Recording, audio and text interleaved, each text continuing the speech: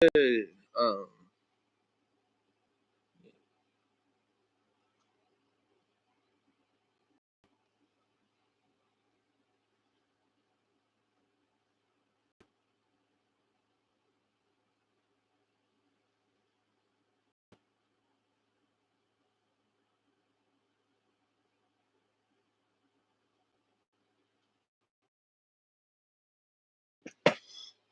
I'm just sitting here.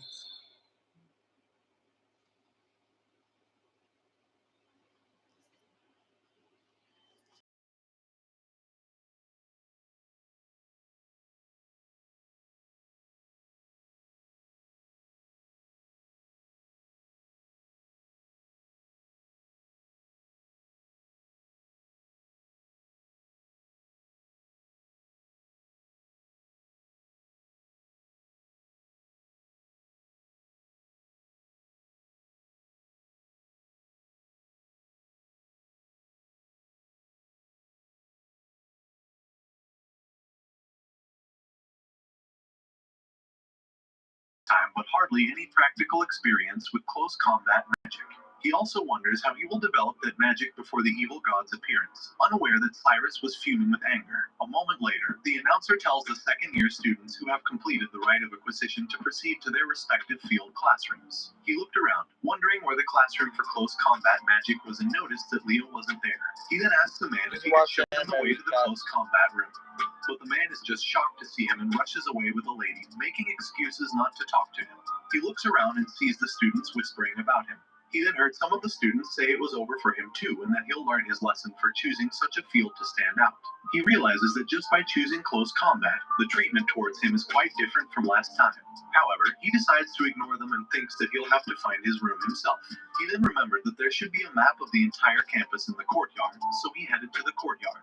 But while he was walking, he heard someone shouting fireball. Shocked and wondering if there was a fight in a place like this, he then saw a lady being pushed and shouting at the men to give it back because it was a precious brooch her mother had bought for her. One of the men raised the brooch, asking her if it was a magical tool for storing mana.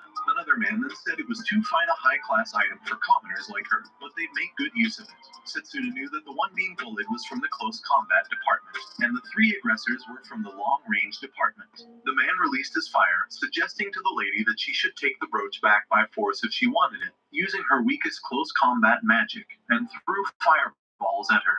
She tried her best to dodge the fireballs, and Setsuna noticed that she used the basics of close combat magic, a physical boost that enhances physical abilities. However, he also knew that even if she managed to avoid some magic, the reach was too different.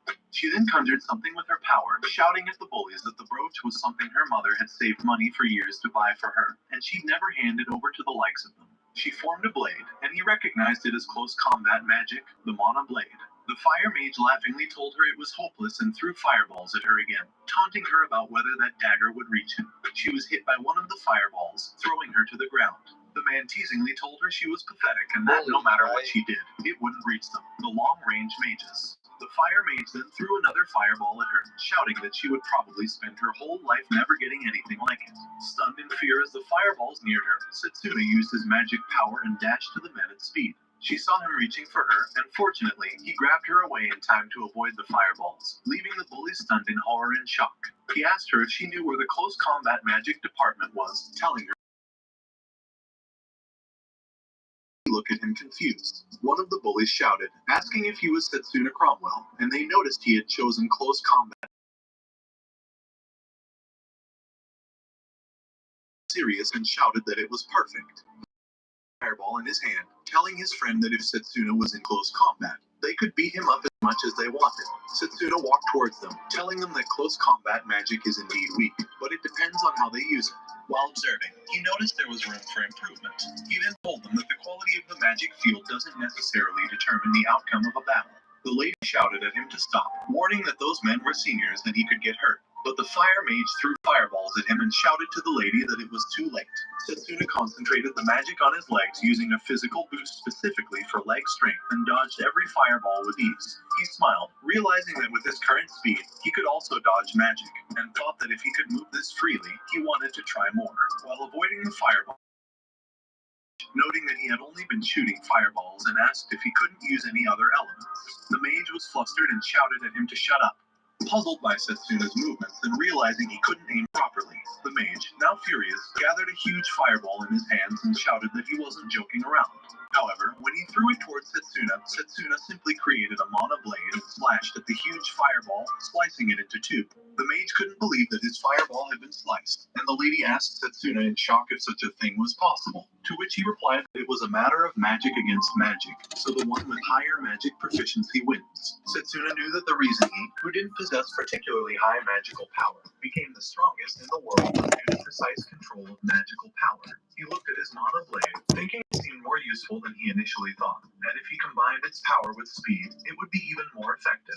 The mage, now enraged, shouted that in that case, he'd use an extra large one. However, the mage's friends warned that it was dangerous and that if they went too far, the instructors would intervene. But the mage shouted at his friends to shut up and began to cast a spell.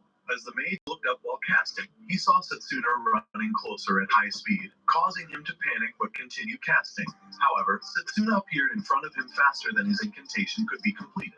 Setsuna activated his mana fist and punched the mage in the stomach. The man collapsed, and the other bullies, along with the lady, were left open-mouthed in shock as he fell to the ground. Setsuna clenched his fist, confident that as long as it was within his range, he could fight effectively, even with close combat magic.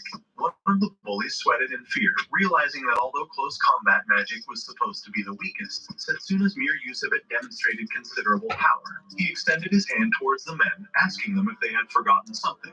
The bully hastily handed over the brooch, thinking that it was wise to obey Setsuna for now.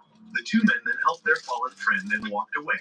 Turning to the lady, he said he had retrieved her brooch and handed it back to her, inquiring if he was correct in thinking it was important to her. She relaxed and thanked him gratefully, then clipped the brooch back into her pocket.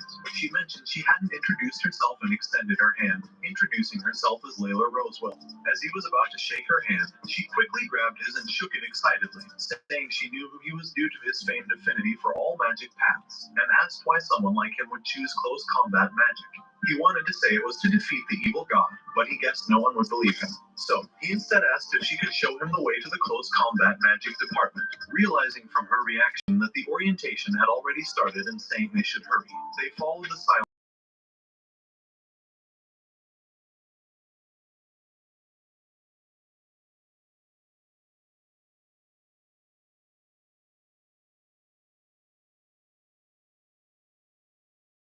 control of mana.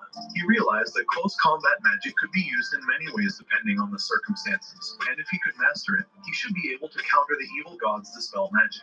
He then recalled the day he met with the headmaster. The headmaster had removed his gloves and placed them on the table, revealing that he possessed symbols of two different magic paths, which shocked Setsuna. He was stunned, knowing that normally they could only take one path, and noticed that summoning magic was on the headmaster's right hand. But he had never seen a seal on the headmaster's left hand before. He asked the headmaster what the seal on his left hand was, but the headmaster told him that he would tell him when the time came, and just because it was him, he would entrust him with the secret of that second magic path. However, in the end, the headmaster never taught him that magic, and after the emergence of the evil god, the headmaster was assassinated. He had also sensed the danger posed by the headmaster's second magic path, so he swore that he'd definitely learn it and change the fate of destruction. He was brought back to his senses when Layla pointed to the old building in front of them and told him that it was over there. They rushed to the building while he was busy thinking about the problem of how he was now and how he got the headmaster's recognition. As they got closer to the door, they saw the professor waiting for them. The professor was irritated and told him that it was nice of him to be late with a woman. Layla tried to tell the professor that there was a reason for it, but the professor shouted at her that he didn't care about her excuses. The professor then told him that no matter how good his achievements were in that place, he was worthless, and now that he was in the department of close combat magic, he was already trash. He grabbed the professor's hand away from him while telling him that he had been rude the whole time and asked the professor if he was correct in assuming he was the professor of that department and if he had any pride in the close combat magic that he was teaching.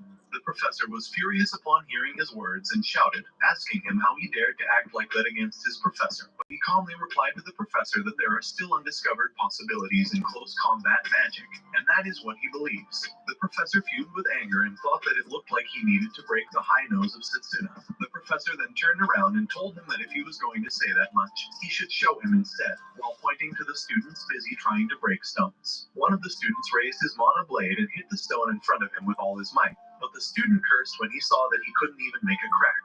He asked the professor what the test was, and the needed to determine their rank in the class. There was a crystal embedded in that black steel rock, and all he needed to do was to extract it as quickly as possible. The professor also mentioned that those who fail would be punished. He then shouted to the students that it had already been an hour, yet none of them had managed to break it. The students replied that, easy as he might say, the stone was really hard, and they questioned how they were supposed to break it with the magic they had learned so far. One of the students loudly speculated that the professor was frustrated because he hadn't been chosen for promotion, prompting his friend to whisper a warning to lower his voice since the professor could still hear him. The professor, noticing a free rock on the side, challenged him to demonstrate the possibilities of close combat magic, but he would only have 10 minutes. Layla protested to the professor that breaking the black steel rock in just 10 minutes was impossible, questioning if he hadn't noticed that this rock was larger than the others. The professor, however, simply showed a timer and informed him that while they were arguing, he now had only 9 minutes left. He gently pushed Layla backward and touched the stone, examining it for a moment. The professor teasingly asked him why he was speechless, suggesting that if he bowed down and apologized,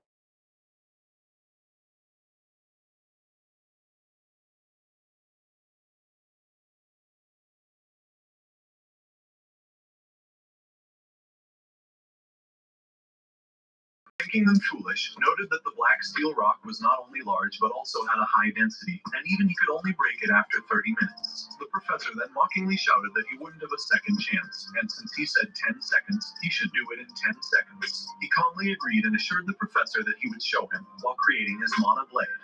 He stared at the stone, knowing that to get acknowledged by the headmaster, he had to be the best in the department at the very least. Then, grasping his mana blade, he thrust it at the stone in front of him, thinking that he couldn't let trivial things like this hinder his goal. The tip of his blade hit the center of the stone, but it didn't break, making the professor shout that he was all talk after all and question what kind of punishment awaits him for disobeying his professor. Suddenly, when he pulled the tip of his blade away, the stone cracked and exploded into pieces, leaving the professor confused. He then handed the crystal to the professor, stating that it took 10 seconds, which made the professor shout in shock. Layla, along with the other students, couldn't believe he had actually done it. The students, in shock, questioned if he was stronger than their professor. Hearing this, the professor shouted, refusing to admit such a thing, claiming it was cheating. He pointed at Satsuna, arguing that the rock was so hard it wouldn't shatter even in 10 minutes, so breaking it in 10 seconds clearly indicated cheating. However, Satsuna simply asked the professor what he meant by 10 minutes for a rock like that and suggested that perhaps it was time for him to resign and start over as a student. The professor, shouting in anger, called him a brat, but then someone appeared behind him and called the professor by his name, Zakari. The man then grabbed Zakari's bald head, inquiring if he was bullying students again. Zakari, stuttering, addressed the man as head professor Lionel. Lionel, with a yawn, mentioned they were interrupting his nap and told hadn't cheated at all because he read the flow of mana within the rock and aimed for its weakest point. Lionel then questioned Zakari's competence as an instructor for not being able to see through it, making Zakari jump a little in fear. Lionel shouted to get everyone's attention and announced that their professor Zakari was about to demonstrate mana guard. Positioning himself, Lionel assured Zakari that if he had trained regularly, he wouldn't die from it. Zakari, in fear, swung his hands forward, admitting his fault and swearing never to do it again. Nonetheless, Lionel still punched Zakari, who fortunately managed to cover himself with his arm and slammed into the building door. Satsuna, realizing the power needed to break through the mana guard was extraordinary. Lionel was no